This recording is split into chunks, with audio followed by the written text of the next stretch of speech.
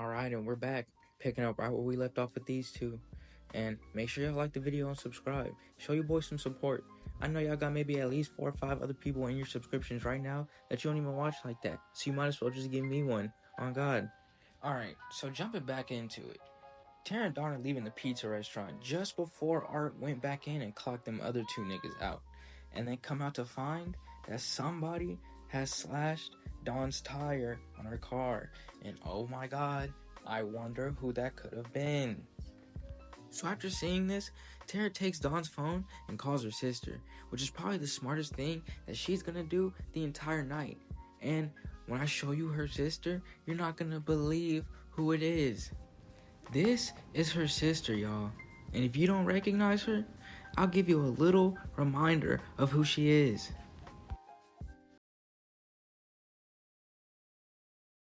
Yup, you guessed it.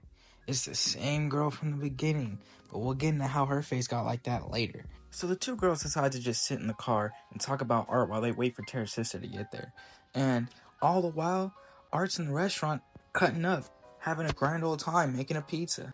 So this is when Tara decides that she has to go to the bathroom, and she sees this dude coming out of this building for a smoke break and thinks to ask him, but he says he's just working there and he doesn't own the place, so he can't let anybody in. But since Tara's bad and she gives him the look, he decides to just let her in to use the bathroom anyway and tells her to be quick, leaving Dawn in the car by herself. And we're about to find out that this was a lethal mistake. So Tara and the exterminator get inside the building, and just look how far the bathroom is. I mean, through a side door, down some steps, to the back of like this garage area, and then through another door in the back, which I presume is the bathroom.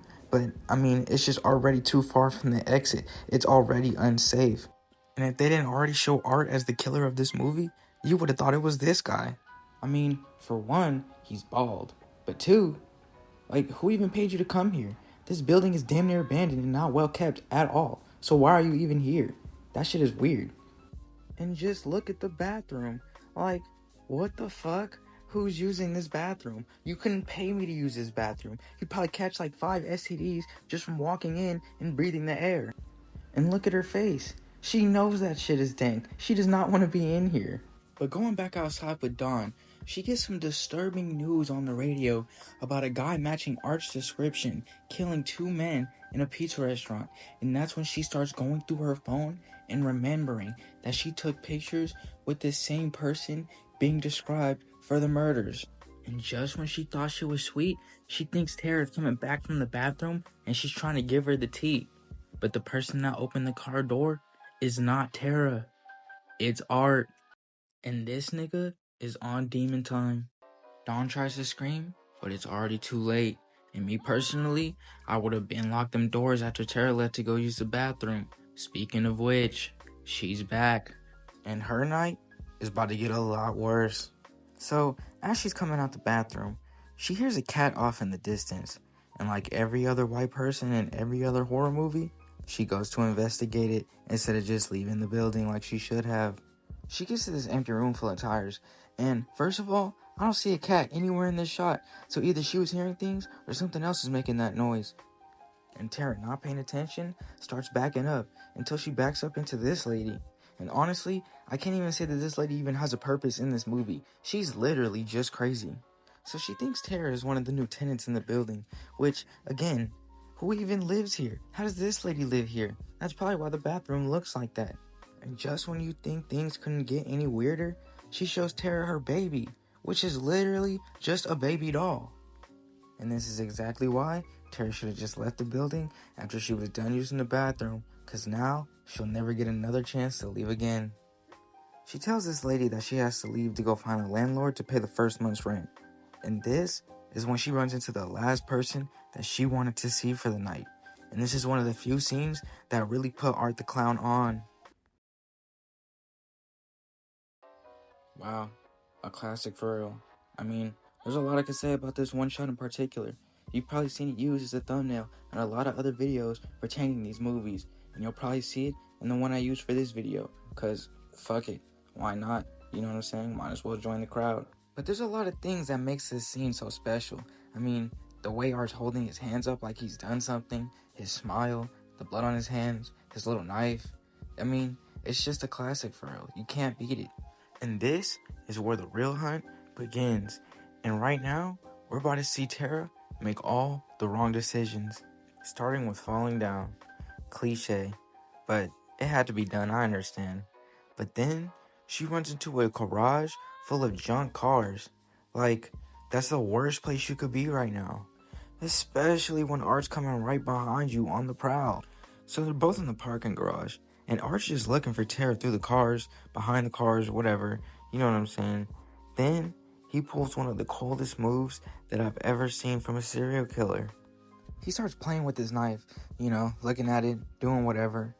And he knows that Tara's in there hiding somewhere, watching him, trying to see where he's at. So he turns in her general direction real quick, just to get her to move and make noise to help him find her faster. Like, bro, say what you want about Art, but this man is not stupid. He's got a high IQ. Unlike Tara, who bends all the way down to the floor just to look at Art's shoes from under the cars. And this is the worst possible camera setting she could have had on. She has no FOV. Then she tries to get up and crawl away after Art's already pulling up on her. Like, no, it's too late. He already found you. And when Tara least expects it, Art gets her in the leg and he starts slicing at it like it's ham on Thanksgiving. Even after getting hit in the face multiple times by Tara, he tries to keep going until she finally crawls away. At which point, he gets on top of her and starts strangling her before trying to gouge her eyes out. And if there's one thing about Art, is that he loves giving people extreme makeovers. But before Art can really do some damage, she's able to grab his knife and stab him in the side. And I feel like this would have been a perfect time for a kill shot. But I'm guessing if you never caught a body before, then your first one probably would be pretty hard to do. But she's able to get up and run. And this is the second person in this movie to run to a door that they knew should have either been closed or locked. And I don't know why she wouldn't just run to the other door that she knew was a for sure exit. But hey, I guess in a state of panic, you just do whatever you gotta do. So she's able to get behind this toolbox and grab a weapon to hopefully defend herself from Art, who's on the move and who's getting pretty close to catching his prey. And just when Art's about to find her, Tara gets the big brain idea to throw something in the opposite direction to get him to go away. And it actually works. And with Art gone, Tara takes a moment to catch her breath and actually process the situation that she's in right now.